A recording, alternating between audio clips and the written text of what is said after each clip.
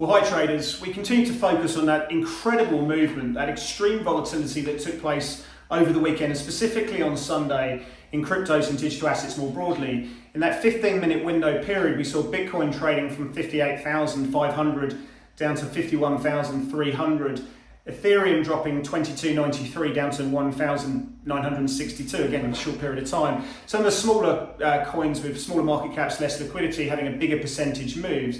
And I think there's a number of factors in play. Obviously, the first point is that cryptos and digital assets have had an incredible run through 2021. I think that elastic band was kind of primed.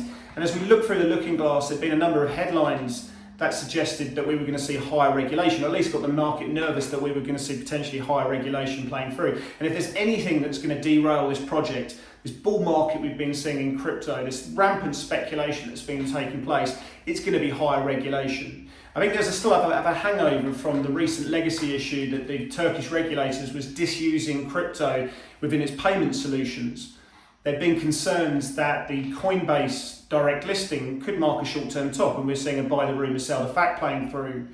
There have been some headlines which were unsubstantiated, somewhat misleading, some could say, that the SEC may look to crack down on money laundering through the use of digital assets going forward. Again, it leads to the idea that potentially we're going to see higher regulation, and specifically if we see that in the US, that would be a big negative going forward.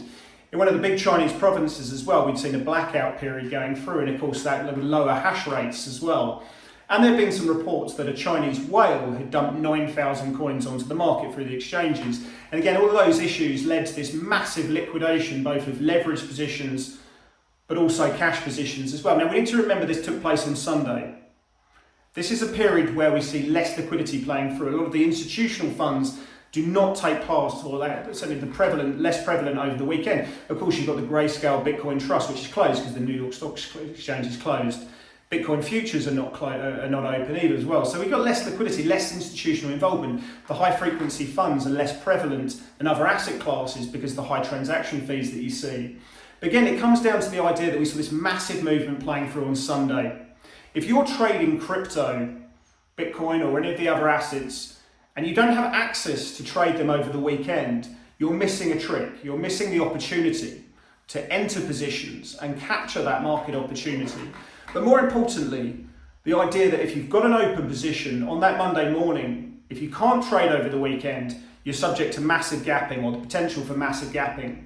And the idea that you could get slippage as well. So if you're not have access, if your broker doesn't give you access to be able to trade over the weekend, to capture opportunity, but also to manage that risk within your position and potentially get great slippage, that's something that you need to look at very closely as well, because you're missing a trick.